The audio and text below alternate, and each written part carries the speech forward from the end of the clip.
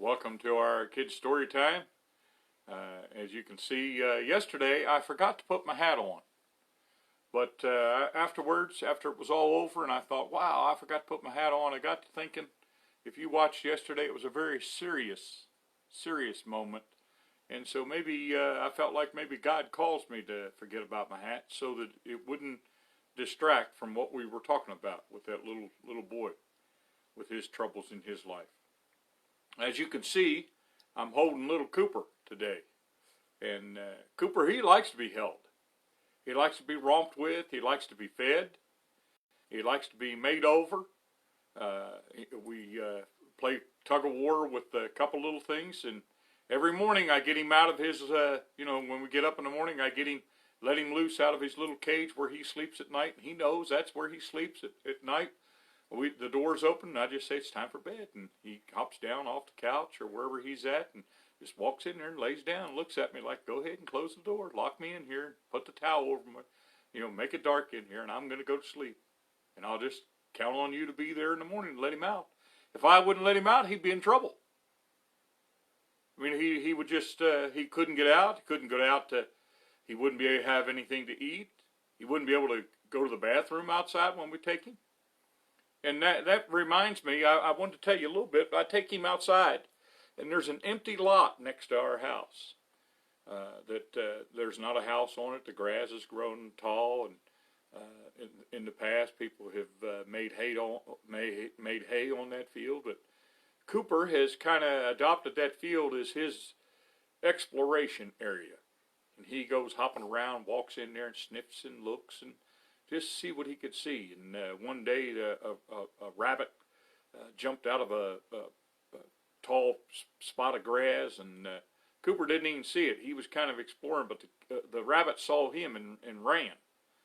And ran a long ways across the road and across the yard and the neighbors. And, I mean, that rabbit was determined, I know, I'm not getting chased by that dog. And Cooper didn't even see him. And so Cooper walks, he goes over in that empty lot, and he's kind of chosen that spot. That's where he does his business. He goes over there and takes care of his business. Then as soon as he's done, he comes a tearing run back over where I'm at. And I stand in our yard, in our driveway, lots of times, and I just watch him. And sometimes he'll look up, and he looks back like, yeah, are you there? And I just kind of stand there and look at him, and it's almost like he looks back for reassurance that I'm there, because it gets further and further and further away. But every once in a while he stops and checks and says, yep, Daddy's there. And I don't want anything to happen to this little dog. He's only a dog. He's not a person. He's just a dog. But he's been my dog for about 1.5 years now, and I love this little dog. I care about him. I wouldn't want anything to happen to him. I'd be sad if this morning while I took him out, big garbage truck came by in our neighborhood and made a lot of noise, and the guys were throwing all the trash. And Cooper stood out in the yard, and he was looking and watching all that, and they made a loud noise with it. And all of a sudden, Cooper, he turned and ran. He ran right and stood next to me like that.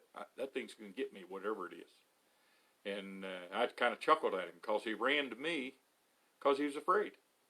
And he knew, okay, I'll run to Daddy, and he'll protect me. So this morning I was up early, and I was out in my garage. I've been trying to clean my garage out a little bit and trying to get rid of some stuff and get my garage back. It was overrun with junk. And I was sitting, I took a break. I had vacuumed and swept and did a lot of things like that early this morning, and I took a little break and sat down in an old chair I got in there back in the garage, and I just sat there a little while. And directly way across the floor, I saw a spider. Well, at first I didn't know it was a spider. I just saw something moving on the floor. And he wasn't real big. That spider, the whole body and his legs and everything, he might have been as big as round as a nickel.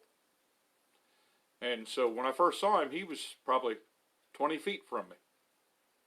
And I'm not so petrified of spiders that I screamed and climbed up on the chair or anything.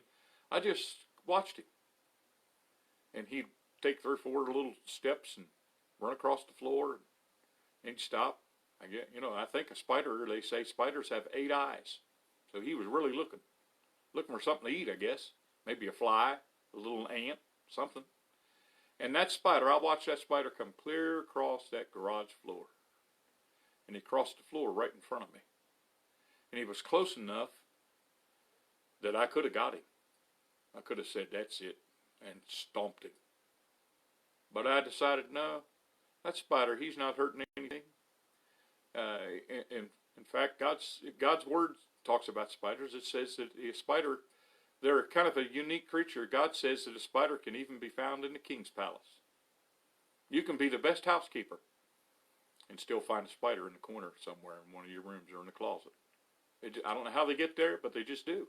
Build that little web, catch those little bugs, and really, a spider can be really helpful. I watched that spider. He wasn't hurting me. Wasn't harming anything. Didn't make any noise. I couldn't hear him. He just walked quietly across that room, and I watched him. And it reminded me of God.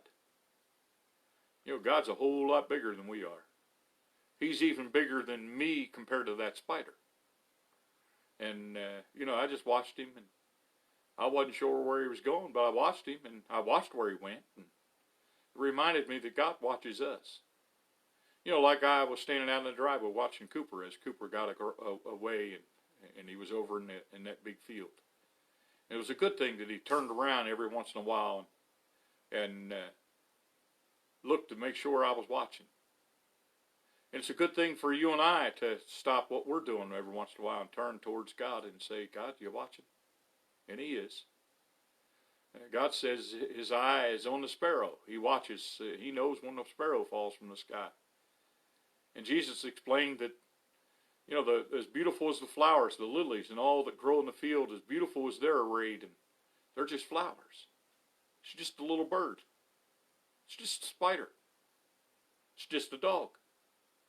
And we, as human beings, are much more important, much more value.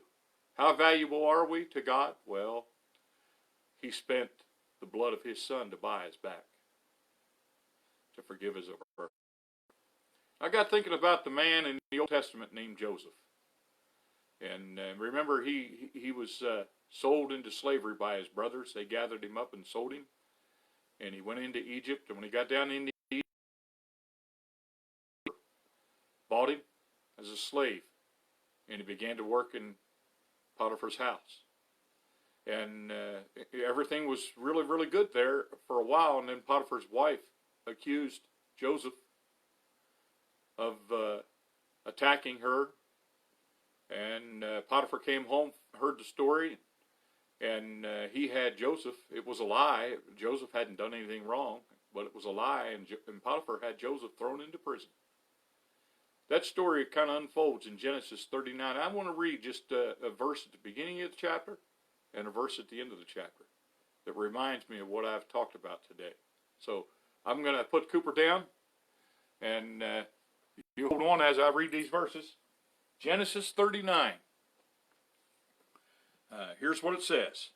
Joseph was brought down to Egypt, and Potiphar, an officer of Pharaoh, captain of the guard, an Egyptian, bought him of the hands of the Ishmaelites.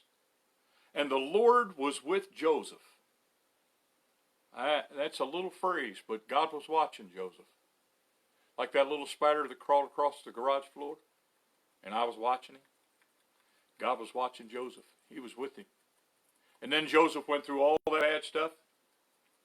And it says later in verse 21 of chapter 39, it says, but the Lord was with Joseph and showed him mercy, favor. And so at the beginning of the chapter, it talks about God watching over him and being with him. And at the end of the chapter, it talks about it. And so I wore my safari hat today. Because life's like a safari. We don't ever know. See, there goes Cooper. He's exploring. He doesn't know where he's going. And sometimes we don't know where we're going. But God's watching. We're like that little spider crawling along.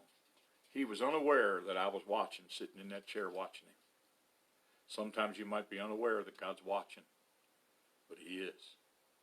Never sleeps or slumbers, his word says. God's always awake.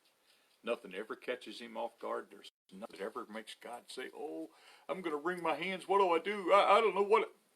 Never. It's a good thing to be part of God's family because he watches out for all his people. Have a good day.